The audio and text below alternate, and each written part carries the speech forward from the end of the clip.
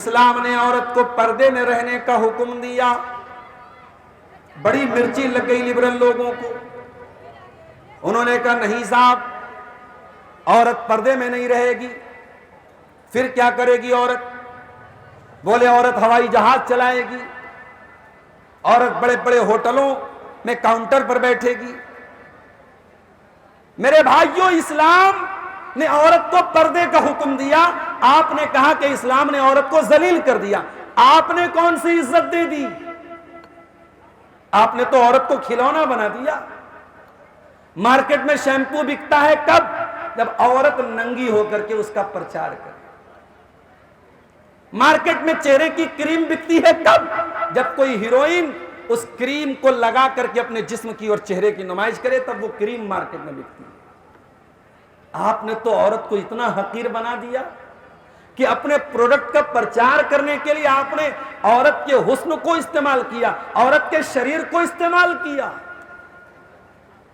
اسلام یہ کہتا ہے کہ عورت اپنے شوہر کی خدمت کرے تو وہ غلامی ہے، اور آپ نے کہا نہیں صاحب، وہ آفس میں جا کے اپنے باس کی غلامی کرے، باس کے سامنے تنگ اور ٹائٹ کپڑے پہنے، باس کو لبھائے، کسٹمر کو لبھائے.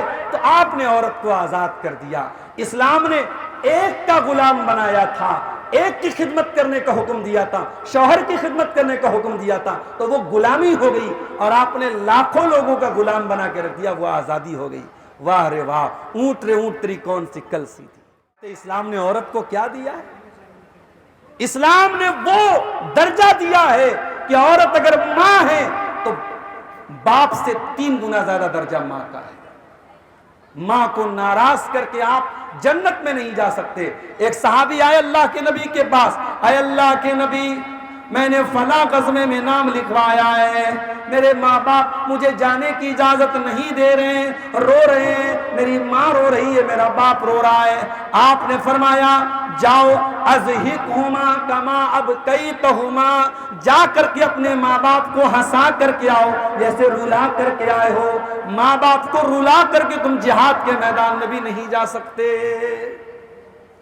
یہ ہے اسلام میں عورت کا درجہ، عورت کا مقام. میرے بھائی، لیکن ایک بات اور نوٹ کر لیجیے، اسلام میں مساوات نہیں ہے، اسلام میں عدل ہے.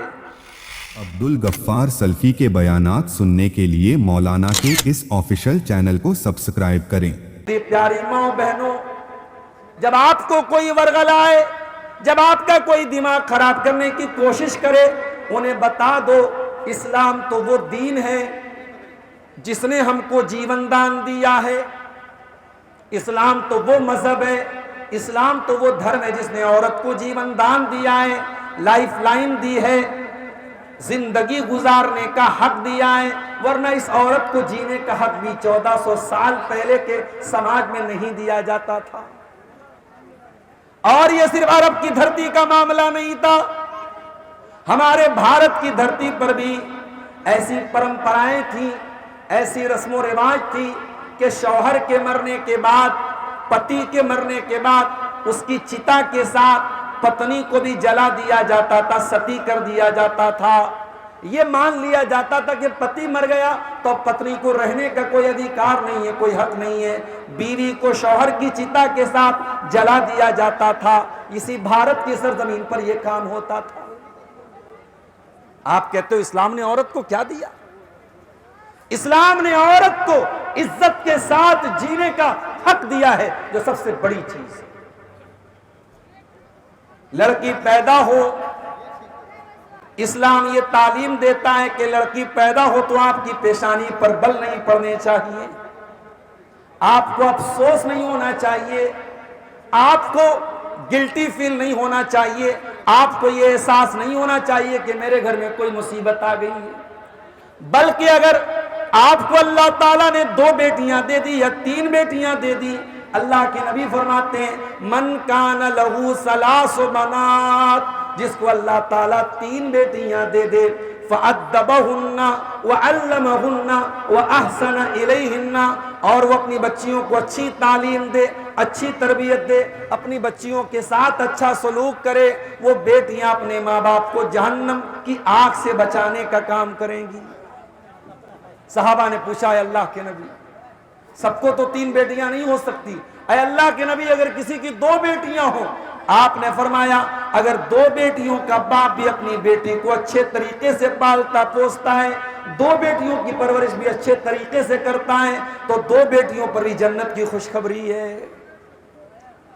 میرے بھائیوں، اسلام وہ دین ہے جو عورت کی پرورش پر، لڑکی کی پرورش پر لڑکی کے ماں باپ کو جنت کی خوشخبری سناتا ہے۔ اور آگے بڑھیے، یہی عورت جوان ہوتی ہے، ماں باپ دل پر پتھر رکھ کر کے اس کی شادی کرتے ہیں، نکاح کرتے ہیں، اپنے حساب سے پتہ کرتے ہیں کہ ہمارا ہونے والا داماد کیسا ہے، لوگوں کے بھروسے پر آ کر کے، اعتماد کر کے، وشواس کر کے، ٹرسٹ کر کے کسی اجنبی کے ساتھ، کسی پرائے لڑکے کے ساتھ اپنی لڑکی کا نکاح کر دیتے ہیں، شادی کر دیتے ہیں۔ غور کرو تو بہت بڑی بات ہے، انسان اپنا سامان بھی کسی اجنبی کو نہیں دیتا ہے، وہ اپنے ہونے والے سسر سے جہیز کی ڈیمانڈ کرنے والا بے غیرت انسان۔ تو غور کر، تو کتنا بڑا اتیاچار کر رہا ہے، کتنا بڑا تو ظلم کر رہا ہے۔ جو باپ ساری زندگی کی کمائی تیرے حوالے کر رہا ہے، اپنی بیٹی کو تیرے حوالے کر رہا ہے، اس باپ سے تو جہیز کی ڈیمانڈ کرتا ہے، اس باپ سے تو کیش رقم مانگتا ہے، اس باپ سے تو 4 ویلر مانگتا ہے، اس باپ سے تو قیمتی سامان مانگتا ہے۔ ارے تیری شرم کہاں چلی گئی، تیری غیرت کہاں چلی گئی؟ غور کرو، بیٹی کا باپ، بیٹی کی ماں اپنے کلیجے پر پتھر رکھ کر کے اپنی بیٹی کو ودا کرتے ہیں، اپنی بیٹی کی شادی کرتے ہیں۔ کل تک وہ کسی کی بیٹی تھی، آج کسی کی بیوی بن کر کے آ گئی، کسی کی بہو بن گئی، کسی کی بھابھی بن گئی، آج وہ ایک نئے پریوار کا حصہ بن گئی۔ اے اللہ، کل تک تو بیٹی تھی، ماں باپ کو جنت کا راستہ بتا رہی تھی، ماں باپ کو جنت دکھا رہی تھی، اے اللہ بیوی بن کر کے آئی ہے۔ اے اللہ، کیا بیوی بننے کے بعد بھی یہ عورت، اس کا مقام اونچا ہے، اس کا درجہ اونچا ہے؟ آؤ ذرا اللہ سے پوچھتے ہیں، قرآن سے پوچھتے ہیں۔ قرآن کہتا ہے وَمِنْ آيَاتِهِ أَنْ خَلَقَ لَكُم مِّنْ أَنفُسِكُمْ أَزْوَاجًا لِتَسْكُنُوا إِلَيْهَا وَجَعَلَ بَيْنَكُم مَّوَدَّةً وَرَحْمَةً۔ میرے بندو، اللہ کی بہت بڑی نشانی یہ بھی ہے کہ اس نے تمہاری بیویوں کو بنایا، تمہاری پتنیوں کو بنایا، تمہارا جوڑا بنایا، لِتَسْكُنُوا إِلَيْهَا، تاکہ تم ان سے سکون حاصل کرو۔ یعنی یہ عورت جب بیوی بن کر کے آپ کے گھر میں آتی ہے، قرآن کہہ رہا ہے یہ عورت صرف بہو بن کے نہیں آئی، صرف بیوی بن کے نہیں آئی، صرف بھابھی بن کے نہیں آئی، یہ گھر میں سکون لے کر کے آئی، یہ اپنے شوہر کے لیے سکون لے کر کے آئی۔ وَجَعَلَ بَيْنَكُم مَّوَدَّةً وَرَحْمَةً، اور اللہ تعالیٰ نے میاں بیوی کے بیچ میں بہت بڑی محبت پیدا کر دی، بہت بڑی رحمت پیدا کر دی۔ یہ بات بھی نوٹ کر لو، یہ محبت کے نام پہ جتنے ڈھکوسلے ہو رہے ہیں، یہ سب محبت کے نام پہ بیوقوف بنانے کے طریقے، یہ سارے محبت کے نام پہ جتنے چوچلے بازیاں ہو رہی ہیں، کوئی انسٹاگرام پہ لگا ہے، کوئی فیس بک پہ لگا ہے، کوئی واٹس ایپ پہ لگا ہے، یہ سب محبت کے نام پہ واسنا پوری ہو رہی ہے، شہوت پوری ہو رہی ہے۔ محبت وہ ہوتی ہے جس کے اندر رسپانسبلٹی ہوتی ہے، ذمہ داری ہوتی ہے۔ بھئی عاشق کو کیا کرنا ہے؟ وہ صبح کو بھی آئی لو یو بول رہا ہے، دوپہر کو بھی آئی لو یو بول رہا ہے، شام کو بھی آئی لو یو، اس کو کیا کرنا ہے میرے بھائی؟ لیکن جو شوہر ہے، اسے صبح کو سبزی بھی لانا ہے، گوشت بھی لانا ہے، بچوں کا دودھ بھی لانا ہے، اسکول کی فیس بھی بھرنا ہے، گھر کا کرایہ بھی دینا ہے، اس کے کندھے پر ذمہ داریاں ہیں۔ یہ محبت ہے جو بیوی کے لیے انسان خون پسینہ ایک کر دیتا ہے، اپنے پریوار کے لیے کھٹتا ہے۔ دربھنگا کا رہنے والا انسان ممبئی جا کے کام کرتا ہے، دبئی جا کے کام کرتا ہے، سعودی جا کے کام کرتا ہے، اپنے پریوار کے لیے۔ یہ ہوتا ہے پیار، یہ ہوتی ہے محبت۔ اور یہ جو چل رہا ہے نا مارکیٹ میں، سوشل میڈیا پہ. یہ محبت نہیں ہے میرے بھائی, یہ ایک دوسرے کی شہوت پوری کرنے کی, واسنا پوری کرنے کی بس ایک ترکیب ہے بس. تو اللہ نے کہا کہ نکاح میں ہم نے محبت پیدا کر دی. اور ایک اور آیت بھی اپنے سامنے رکھی, پتی پتنی کا رشتہ, میاں بیوی کا رشتہ کتنا پیارا ہے. میں سمجھتا ہوں دنیا کا سارا لٹریچر قربان کر دو قرآن کریم کے اس ایک جملے پر, اس سے بہترین تعبیر نہیں ہو سکتی کہ میاں بیوی کا رشتہ کیسا ہے. فرمایا ہن لباس لکم وانتم لباس لہن, اے عورتو تم اپنے شوہر کے لیے لباس ہو, اے مردو تم اپنی بیوی کے لیے لباس ہو. لباس کا مطلب سمجھتے ہیں بھائی؟ میں کرتا پیجامہ صدری پہن کے آیا ہوں, کوئی اور آئے گا شیروانی پہن کے آئے گا, کوئی اور آیا ہے سر پہ امامہ لگا کے آتا ہے. یہ الگ الگ ڈریس کیوں ہیں؟ ہر آدمی وہ کپڑا پہنتا ہے جو اس کے انوکول ہو, جو اس کو سوٹ کرے, جو اس کو اچھا لگے.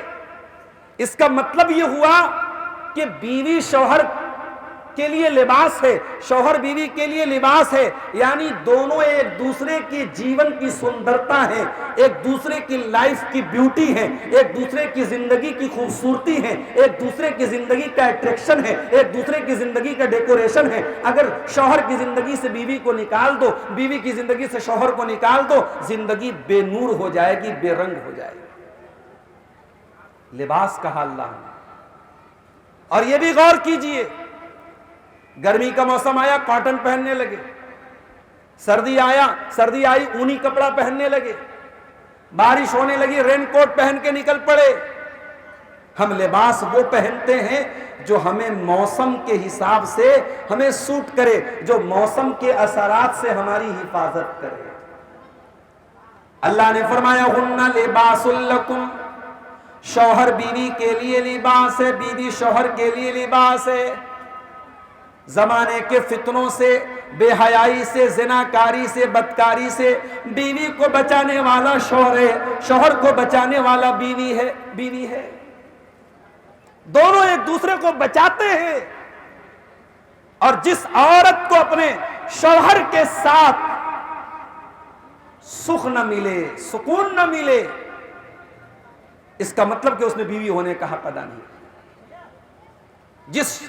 جو شوہر اپنی بیوی سے سیٹسفائیڈ نہیں ہے, خوش نہیں ہے, اور ادھر ادھر جا کر کے منہ مار رہا ہے, اس کا مطلب کہ اس نے بیوی کو بیوی کا حق نہیں دیا. دونوں ایک دوسرے کو اپنا حق دیں گے تو قرآن کی گارنٹی ہے ایک دوسرے کے لیے لباس بن جاؤ گے. زمانے کے تمام فتنوں سے اللہ تعالیٰ تمہاری حفاظت کرے.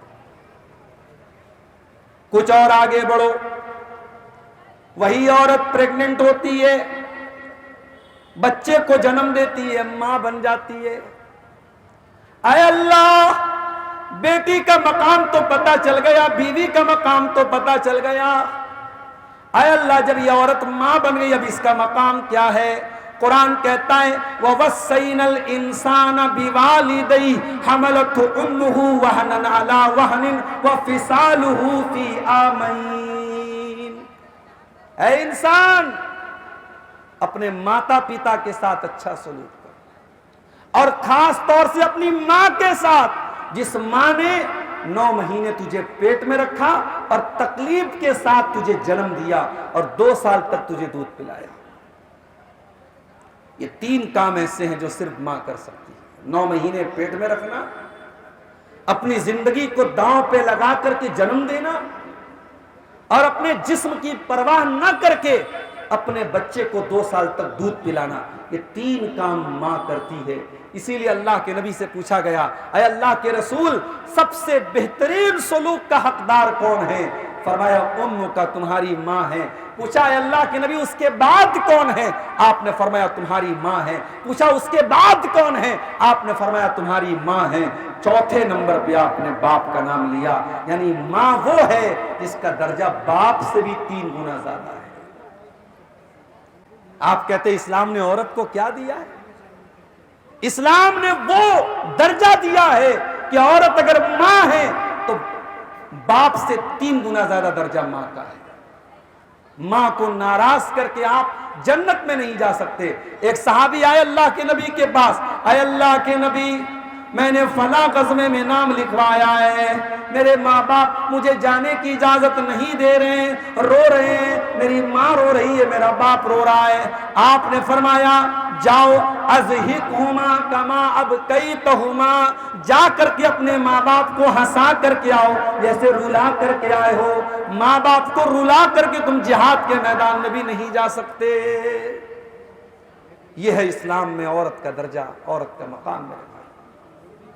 لیکن ایک بات اور نوٹ کر لیجیے, اسلام میں مساوات نہیں ہے, اسلام میں عدل ہے. اسلام یہ نہیں کہتا ہے کہ مرد اور عورت دونوں برابر ہیں. اسلام یہ کہتا ہے جہاں مرد کا کام اہم ہے وہاں مرد اہم ہے, جہاں عورت کا کام اہم ہے وہاں عورت اہم ہے. مثال کے طور پر آپ کے حیا گھاٹ کا کوئی انسان دربھنگہ جا رہا ہے, ریلوے اسٹیشن پر پہنچا, اس نے گاڑی سے لگیج نکالا, بیگ نکالا اور بیوی کو تھما دیا. بھاری بھاری لگیج بیوی کو دے دیا اور خود خالی ہاتھ چل رہا ہے. مجھے یقین سے بتاؤ میرے پیارے بھائیوں, مجھے ایمانداری سے بتاؤ میرے بھائیوں, چار چار بڑے بڑے لگیج بیوی لے کے چل رہی ہے, شوہر خالی ہاتھ چل رہا ہے. کیا یہ منظر آپ کو عجیب لگے گا یا نارمل لگے گا؟ آپ کہیں گے مولوی صاحب عجیب لگے گا, کیونکہ عورت تو نازک ہوتی ہے, یہ کام تو مرد کو کرنا چاہیے تھا. چار چار بڑے بڑے لگیج عورت کو دے کر کے خود خالی ہاتھ چل رہا ہے, یہ مناسب نہیں ہے. اسی کا اپوزٹ, اگر مرد چار چار لگیج لے کے چل رہا ہے اور عورت خالی ہاتھ چل رہی ہے, کوئی اس کو عجیب نہیں بولے گا, بھئی ٹھیک ہے یہ نارمل بات ہے. شوہر بیگ لے کے جا رہا ہے, لگیج لے کے جا رہا ہے, عورت خالی ہاتھ جا رہی ہے. اس کا مطلب یہ ہوا کہ مرد اور عورت کے درمیان مساوات نہیں چاہیے, مرد اور عورت کے ساتھ عدل چاہیے. جہاں مرد کو ڈیوٹی جو دینی ہے وہاں اسلام نے مرد کو دیا ہے, جہاں عورت کو جو ڈیوٹی دینا ہے اسلام نے عورت کو دیا ہے. مرد کا کام ہے کما کے لانا, مرد کا کام ہے گھر چلانا, مرد کا کام ہے گھر کو مینج کرنا, یہ کام مرد کرے گا. عورت کا کام ہے گھر کو سنبھالنا, عورت کا کام ہے بچوں کی تربیت کرنا, عورت کا کام ہے شوہر کی خدمت کرنا, عورت کا کام ہے گھر کے اندر کے معاملات کو سنوارنا, یہ کام عورت کرے گی. مرد جتنا بھی قابل ہو جائے, بچے کو پیدا کرنا, بچے کو دودھ پلانا, یہ کام ہر زمانے سے آدم علیہ السلام سے لے کر کے آج تک یہ کام عورت ہی کر رہی ہے اور عورت ہی کرتی رہے گی. تو اسلام مساوات نہیں سکھاتا, اسلام عدل سکھاتا ہے. اسی لیے قرآن کہتا ہے الرجال قوامون علی النساء, مرد عورت کے اوپر ذمہ دار ہے, قوام ہے, نگراں ہے. بما فضل اللہ بعضهم علی بعض, اس لیے کہ اللہ تعالیٰ نے مردوں کو عورتوں سے طاقتور بنایا ہے. وبما انفقوا من اموالہم, اور اپنا مال خرچ کرنے کا حکم اللہ نے مرد کو دیا ہے.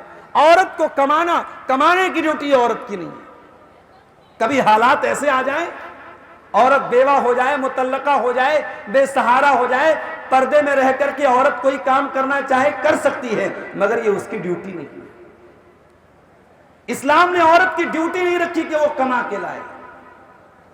اگر مرد بیٹھ کر کے گھر میں بیٹھا رہے اور عورت کما کے لائے اور گھر چلائے, یہ فطرت کے خلاف ہے, یہ اسلام کے خلاف ہے. اسلام کہتا ہے کما کر کے لانا اور گھر چلانا یہ عورت کا نہیں, یہ مرد کا کام ہے میرے پیارے ساتھی. اور آگے بڑھیے, اسلام نے عورت کو پردے میں رہنے کا حکم دیا.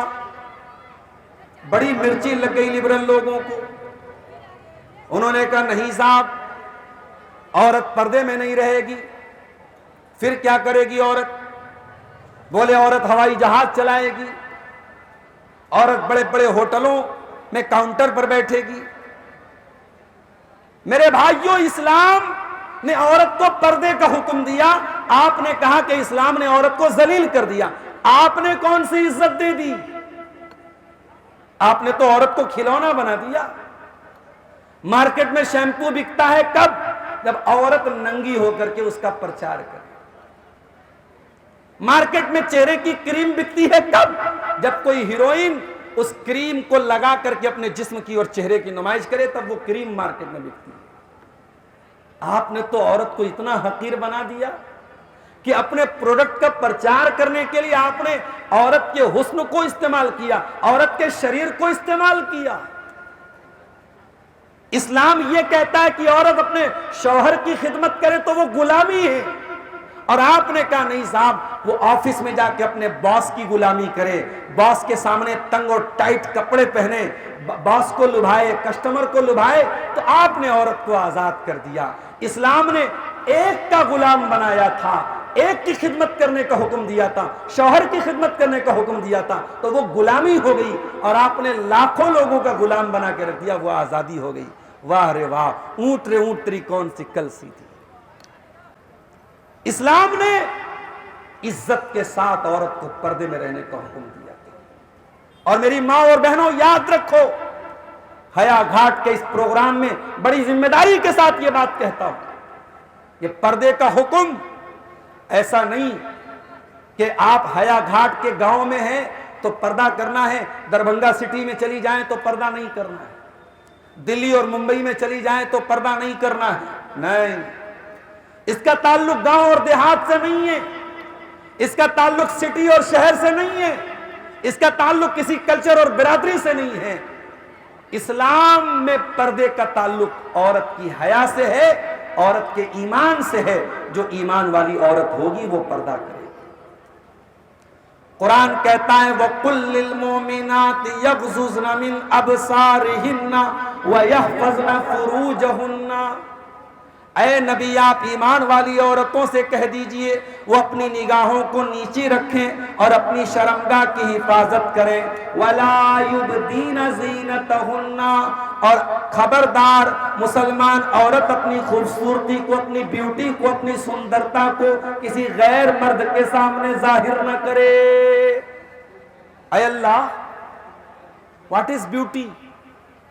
عورت کی زینت کیا ہے؟ عورت کی خوبصورتی کیا ہے؟ اللہ کے نبی فرماتے المرأۃ عورت، عورت سر سے پیر تک چھپانے کی چیز ہے۔ عورت کا چہرہ بھی زینت ہے، عورت کی کلائی بھی زینت ہے، عورت کی مہندی کا ڈیزائن بھی زینت ہے، عورت کے ناک کی نتھیا بھی زینت ہے، عورت کے کان کی ایئر رنگ بھی زینت ہے، عورت کے ہونٹوں کی لپسٹک بھی زینت ہے، عورت کے پاؤں کی پائل بھی زینت ہے، عورت کے بدن سے نکلنے والی خوشبو بھی زینت ہے۔ عورت اپنی زینت کو کسی غیر مرد کے سامنے ظاہر نہ کرے۔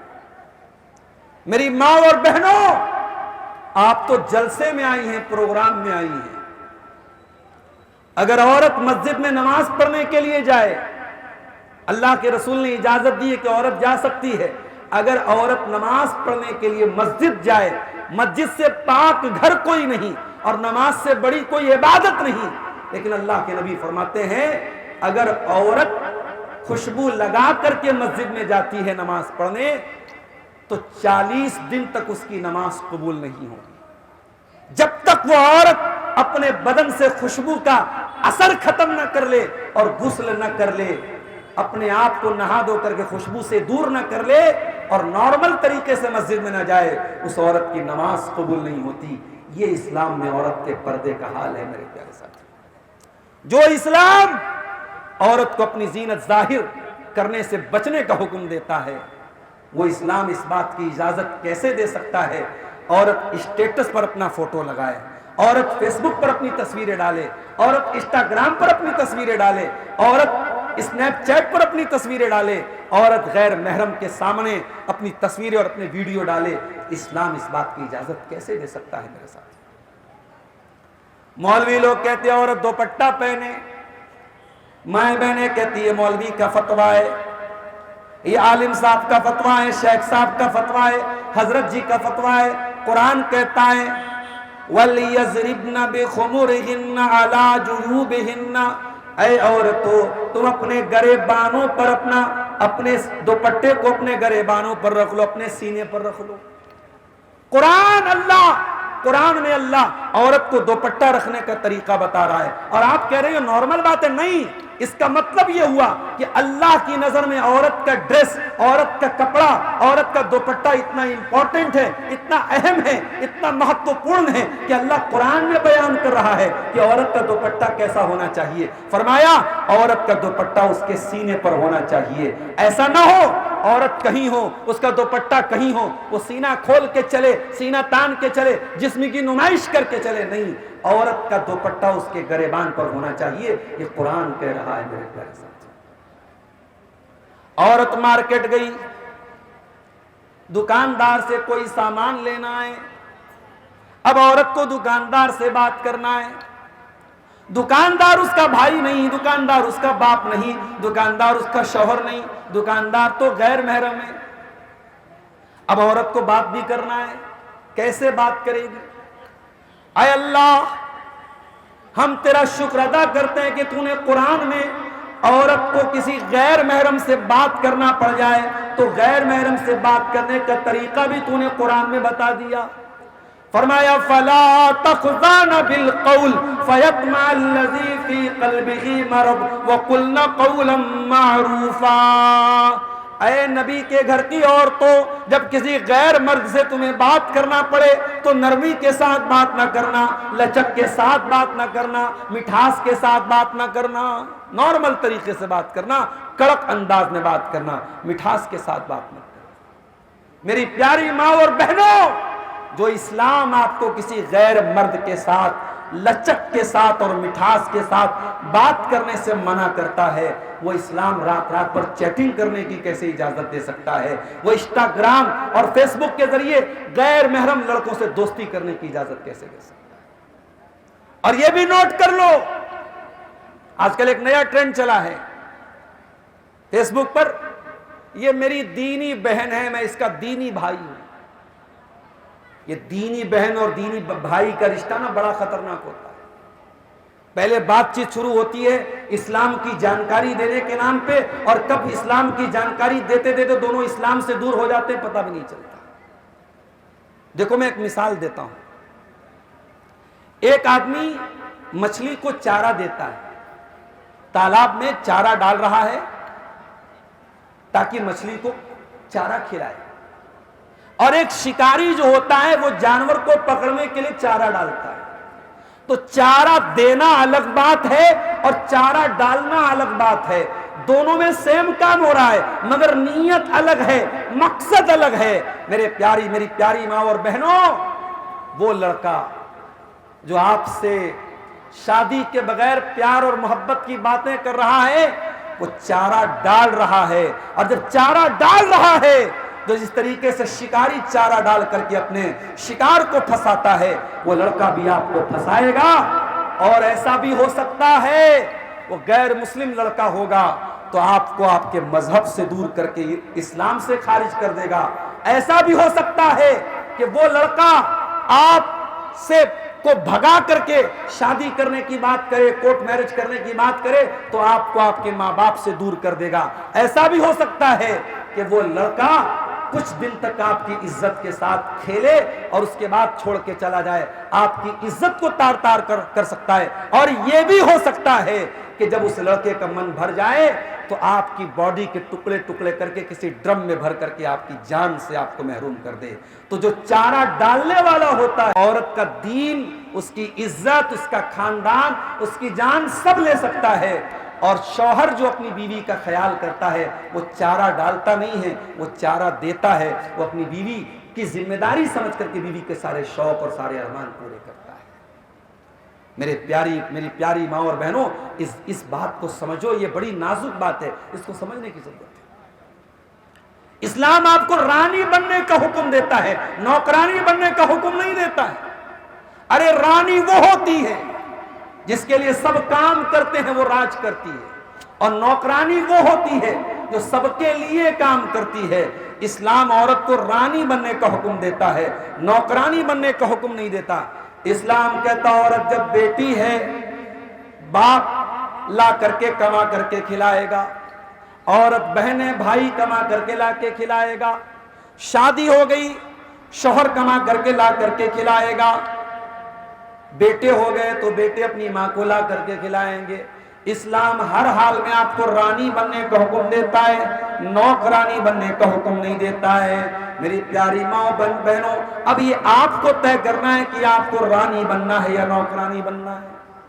اگر آپ کو یہ لگتا ہے کہ شوہر کی خدمت کرنا یہ غلامی ہے، تو میری پیاری ماں بہنوں، جا کر کے ذرا ان لڑکیوں سے پوچھ لو جو آج آفسوں میں جاب کرتی ہیں اور باس کو خوش کرنے کے لیے ان کو ٹائٹ کپڑے پہن کر کے اپنے آفس میں آنا پڑتا ہے۔ جاؤ ذرا ان عورتوں سے پوچھو جو اپنے ورک پلیس میں، اپنے کارخانے میں، اپنے کام کرنے کی جگہوں پہ ان کو سیکسول ہراسمنٹ کا شکار ہونا پڑتا ہے۔ میری پیاری ماں بہنوں، اگر آپ عزت کے ساتھ اپنے شوہر کے گھر میں اپنے شوہر کی خدمت کر رہی ہیں، کوئی غلامی کی بات نہیں ہے، یہ تو عزت کی بات ہے کہ آپ اس کی غلامی کر رہی ہیں، اس کی خدمت کر رہی ہیں جس کی خدمت آپ کو کرنی چاہیے۔ اور یہ بھی میرا جملہ نوٹ کر لو حیا گھاٹ والوں، کہ عورت جتنا بھی روزہ رکھ لے، نماز پڑھ لے، جب تک ایک شادی شدہ عورت اپنے شوہر کی خدمت نہیں کرے گی، اپنے شوہر کی اطاعت نہیں کرے گی، وہ عورت جنت میں نہیں جا سکتی ہے۔ اللہ کے نبی نے فرمایا اذا صلت المرأة خمسها وصامت شهرها واطاعت زوجها واحسنت فرجها دخلت من ابواب الجنة شات۔ عورت اگر 4 کام کر لے، عورت جنت میں جائے گی، اور جنت کے جس دروازے میں چاہے وہ جنت میں جا سکتی ہے۔ جو عورت 5 ٹائم کی نماز پڑھے، جو عورت رمضان کا روزہ رکھے، جو عورت اپنے شوہر کی خدمت کرے، اطاعت کرے، اور جو عورت اپنی آبرو کی حفاظت کرے، اپنی عزت کی حفاظت کرو میری پیاری ماں اور بہن۔ اور ایک اور بات ہے، دنیا کے دوسرے مذہب میں عورت روزہ رکھتی ہے اپنے شوہر کے لیے، اپنی اولاد کے لیے۔ اسلام میں ایسا کانسیپٹ نہیں ہے۔ اسلام میں عورت روزہ رکھے گی، اس کو اس کا ثواب ملے گا، مرد کو مرد کا ثواب ملے گا، عورت کو عورت کا ثواب ملے گا۔ اور یہ بھی نوٹ کر لو، اسلام میں کسی بھی نیکی کے ثواب میں جینڈر بیس کوئی ڈسکریمنیشن نہیں ہے۔ اسلام میں کوئی نیکی ایسی نہیں ہے کہ مرد کرے گا تو ثواب زیادہ ملے گا، عورت کرے گی تو ثواب کم ملے گا۔ اسلام میں ایسا کوئی کانسیپٹ نہیں ہے۔ اللہ نے فرمایا من عمل صالحا من ذکر او انثى، جو بھی نیکی کا کام کرے گا، چاہے وہ مرد ہو چاہے وہ عورت ہو، فَلَنُحْيِيَنَّهُ حَيَاتًا طَيِّبَةً، ہم اسے دنیا میں ایک سکون والی زندگی عطا فرمائیں گے، وَلَنَجْزِيَنَّهُمْ أَجْرَهُمْ بِأَحْسَنِ مَا كَانُوا يَعْمَلُونَ، اور آخرت میں بھی اس کو بہترین بدلہ دیں گے۔ اے میری پیاری ماں بہنوں، آپ جو نیکی کریں گی، آپ کی نیکی کا ثواب اللہ کے ہاں آپ کو پورا ملے گا۔ ہاں، آپ کو شریعت میں باپ کی پراپرٹی میں بھائی کا آدھا حق دیا گیا۔ آپ کو ہو سکتا ہے کہ ایسا لگے ہمیں آدھا کیوں دیا گیا، بھائی کا کو ہمارا ڈبل کیوں دیا گیا۔ وہاں انصاف کا تقاضا یہ تھا، بھائی کما کر کے لاتا ہے تو بھائی کو آپ کا ڈبل دینا چاہیے۔ لیکن جہاں پر آپ روزہ رکھتی ہیں، نماز پڑھتی ہیں، صدقہ کرتی ہیں، وہاں پر اسلام نے جو ثواب مرد کو دیا ہے وہی ثواب آپ کو ملے گا۔ میں بار بار یہی بات کہہ رہا ہوں، اسلام مساوات کی تعلیم نہیں دیتا، اسلام عدل کی تعلیم دیتا ہے۔ اور ایک اور بات میں کہنا چاہوں گا اپنی ماں اور بہنوں سے، میں دربھنگا کے اس علاقے میں، اس گاؤں میں شاید پہلی بار آیا ہوں، مگر اس علاقے میں آنا جانا ہوتا ہے، اور مجھے بہت اچھی طریقے سے معلوم ہے کہ ان علاقوں میں باقاعدہ شادیوں میں کون کون سی رسمیں نبھائی جاتی ہیں۔ کیا ہلدی کی رسم ہمارے علاقوں میں نہیں منائی جا رہی ہے؟ کیا منگنی کی رسم نہیں ہو رہی ہے؟ کیا بارات کی رسم نہیں ہمارے سماج میں؟ کیا جہیز کی رسم ہمارے سماج میں نہیں ہے؟ یہ ساری رسمیں کیسے ختم ہوں گی؟ یہ عبدالغفار سلفی کے تقریر کرنے سے ختم نہیں ہوں گی، یہ عبداللہ سالم چترویدی صاحب کے تقریر کرنے سے ختم نہیں ہوں گی، یہ اصلاح امت کانفرنس کر لینے سے ختم نہیں ہوں گی۔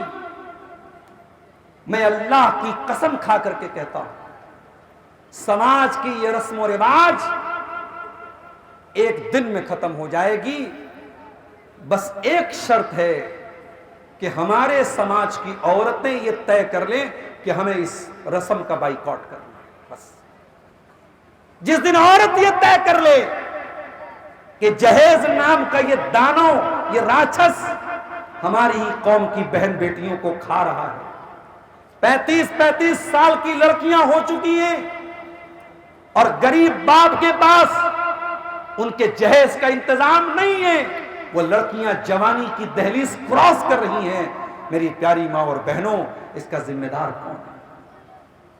کتنی لڑکیاں جہیز کے نام پر سسرال میں پرتارت کی جا رہی ہیں، ستائی جا رہی ہیں، کہیں ساس ظلم کر رہی ہے، کہیں سسر ظلم کر رہا ہے، کہیں شوہر ظلم کر رہا ہے، اس کا ذمہ دار کون ہے؟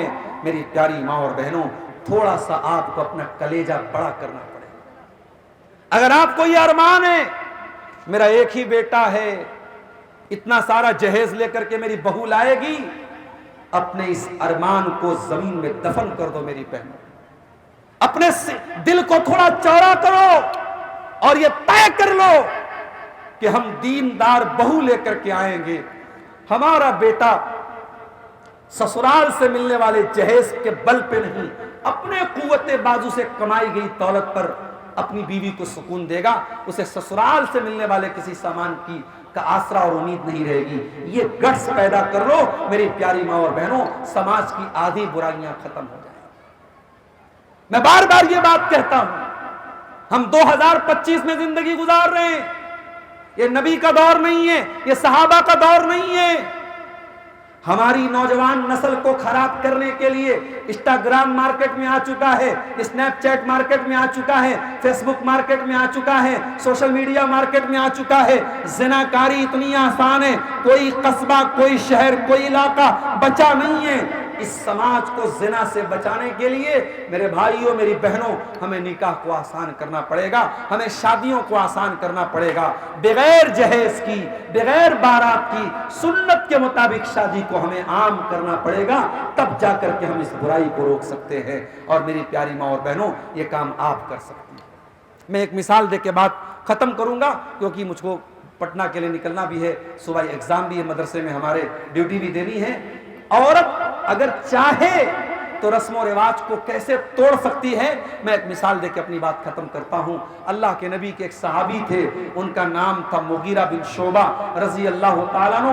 مغیرہ بن شعبہ رشتہ بھیجتے ہیں ایک انصاری لڑکی کو، انصاری مدینہ کی رہنے والی انصاری لڑکی کو رشتہ بھیجتے ہیں حضرت مغیرہ بن شعبہ، اور اللہ کے رسول کے پاس آ کر کے کہتے ہیں، اے اللہ کے نبی، میں نے ایک انصاری عورت کو نکاح کا پیغام بھیجا۔ اللہ کے نبی نے پوچھا کہ اے مغیرہ، کیا تم نے لڑکی کو دیکھا ہے؟ کہا کہ نہیں اے اللہ کے نبی، میں نے دیکھا نہیں۔ کہا اے مغیرہ، جاؤ لڑکی کو ایک بار دیکھ لو، اس سے زیادہ محبت بنی رہے گی، شوہر اور بیوی میں محبت بنی رہے گی، بعد میں شکایت نہیں رہے گی کہ ایک دوسرے کو دیکھا بھی نہیں۔ مغیرہ بن شعبہ کہتے ہیں، میں اپنی ہونے والی سسرال پہنچا اور لڑکی کے ماں باپ سے جا کر کے میں نے کہا کہ میں اپنی ہونے والی بیوی کو دیکھنا چاہتا ہوں، اور یہ میں بات اپنی طرف سے نہیں کہہ رہا ہوں، اللہ کے پیارے نبی نے مجھ کو بھیجا ہے، اور اللہ کے پیارے نبی صلی اللہ علیہ وسلم نے مجھ کو اجازت دی ہے کہ تم اپنی ہونے والی بیوی کو ایک مرتبہ تم دیکھ سکتے ہو۔ غور کرنا ہے آگھاٹ والوں، غور کرنا۔ اصلاح امت کانفرنس میں آنے والے میرے باغیرت نوجوانوں، میری پیاری ماں اور بہنوں، ذرا غور کرنا۔ آج آپ کے گھر میں کوئی بھی سماج کا لڑکا جاتا ہے اور آپ کی بیوی کو بھابھی بولنے لگتا ہے، آپ کی بیوی کو چاچی بولنے لگتا ہے، اور آپ اس کو بڑے آرام سے اپنے گھر میں آنے کی اجازت دے دیتے ہیں، اور آپ کے گھر کی جوان بیٹیوں کے سامنے وہ آ جاتا ہے۔ میرے پیارے بھائیوں، صحابہ کے دور میں غیرت کتنی زیادہ تھی، شرم و حیا کتنی زیادہ تھی، پردہ کتنا زیادہ تھا، کہ جب مغیرہ بن شعبہ نے کہا کہ میں اپنی ہونے والی بیوی کو دیکھنا چاہتا ہوں، لڑکی کے ماں باپ کو بہت برا لگا۔ معلوم ہے رشتہ طے ہو چکا ہے، ہونے والا داماد ہے، لیکن شادی کے پہلے دیکھنے کی بات پہ بھڑک گئے دونوں ماں باپ، اور حدیث کے الفاظ ہیں، لڑکی کے ماں باپ تیار نہیں ہوئے، انہوں نے کہا نہیں صاحب، ہم اس بات کی اجازت نہیں دے سکتے، آپ ہماری لڑکی کو دیکھ نہیں سکتے، ہم پرمیشن نہیں دے سکتے آپ کو۔ मुगीरा बिन शोबा वापस आने लगे। लड़की अंदर पर्दे में थी, अपने माँ बाप की सारी बातें सुन रही थी। लड़की ने अंदर पर्दे से कहा, अय मुगीरा बिन शोबा, अय मेरे मंगेतर, अय मेरे होने वाले शौहर, अगर वाकई में अल्लाह के नबी ने आपको हुक्म दिया है और मुझे देखने की इजाजत दी है, फंजुरनी, तो एक नजर आप मुझको देख लीजिए। मैं जानती हूं मेरे माँ बाप इस पर खुश नहीं है, मेरे माँ बाप नाराज हैं, मगर चूंकि रसूल ने इजाजत दी है, नबी अकरम ने इजाजत दी है, इसलिए ऐ मुगीरा बिन शोबा, मैं रसूल से बढ़ के अपने माँ बाप को नहीं समझती हूँ। अगर अल्लाह के रसूल का हुक्म है तो आप एक नजर मुझको देख सकते हैं, लेकिन कान खोल करके सुन लीजिए, अगर ये बात आप अपने मन से बना रहे हैं, झूठ बोल रहे हैं, तो मैं अल्लाह का वास्ता दे करके कहती हूँ, मैं हया वाली लड़की हूँ, मैं पर्दा करने वाली लड़की हूँ, मैं किसी गैर मर्द के सामने जाने वाली लड़की नहीं हूँ। ऐ मुगीरा बिन शोबा, अगर अल्लाह के नबी की इजाजत नहीं है तो आप मुझे देखने की कोशिश न कीजिए। ओ मेरी प्यारी माँ बहनों, जरा गौर करो, उस लड़की का तकवा देखो, उस लड़की के दिल में अल्लाह के रसूल की सुन्नत के ऊपर अमल करने का जज्बा तो देखो। वो लड़की कहती है, ऐ मुगीरा बिन शोबा, अगर वाकई में रसूल अकरम का हुक्म है तो आप मुझे एक नजर देख लीजिए, मैं आपको देखने की इजाजत देती हूँ। मुगीरा बिन शोबा कहते हैं, मैंने कहा कि वाकई में मैं रसूल की इजाजत लेकर के आया हूँ। चुनांचे उन्होंने लड़की को एक नजर देखा और दोनों ने एक दूसरे को एक नजर देखा और वो रिश्ता उनको पसंद आया और शादी हो गई और दोनों मियाँ बीवी बड़ी मोहब्बत के साथ रहने लगी। ये वाकया हमें ये बताता है कि औरत अगर चाहे तो समाज के रस्म और रिवाज का बाइकॉट कर सकती है। और हम जानते हैं जब शादी ब्याह का मौका आता है तो हमारे बहुत सारे कामों की जिम्मेदारी औरतों के कंधे पर होती है। मर्द हजरात वहां पे हथियार डाल देते हैं और औरत वहां पे कमांड संभाल लेती है। मेरी प्यारी माँ और बहनों, आप तय कर लीजिए, ये हल्दी की रस्म ये गैर मुस्लिमों की रस्म है, ये कोई मुसलमानों की रस्म नहीं। ये बाकायदा हल्दी के कलर के कपड़े पहन करके मर्दों और औरतों का इकट्ठा होना, फंक्शन करना, दावत करना, ये तिलक की रस्म, ये मंगनी की रस्म और ये तमाम रस्म और रिवाज जिन्होंने आज मिडिल क्लास का जीना हराम करके रखा है और इन रस्म और रिवाज के तले हमारा समाज कराह रहा है, तड़प रहा है। मेरी प्यारी माँ और बहनों, मैं आपको आपकी जिम्मेदारी याद दिलाता हूँ, आगे बढ़िए और इन रस्म और रिवाज को खत्म कीजिए। और इस दौर में सबसे बड़ा काम जो आपको करना है मेरी प्यारी माँ और बहनों, आपको अपनी आबरू की हिफाजत करना है। आपको आजादी के हसीन नारे लगाकर और आजादी के दिल फरेब और लुभावने नारे लगाकर आपको पर्दे से दूर करने और हया से दूर करने और आपकी इस्मत को तार तार करने वाले लुटेरे हर तरफ मौजूद हैं। अपनी शर्म और हया की हिफाजत कीजिए, अपने पर्दे की हिफाजत कीजिए। कौन महरम है, कौन गैर महरम है, इसका फर्क रखिए। देवर के साथ भाभी को बहुत ज्यादा फ्रैंक नहीं होना है, बेतकल्लुफ नहीं होना है, लिमिट में रहना है, पर्दे में रहना है। भाभी को देवर के सामने आने से अपने आप को बचाना है। जबकि मैं जानता हूं हमारे ज्वाइंट फैमिली सिस्टम है और ज्वाइंट फैमिली सिस्टम में देवर भाभी का आमना सामना बराबर होता है, मगर जहां तक पॉसिबल हो देवर के सामने भाभी को आने से बचना चाहिए।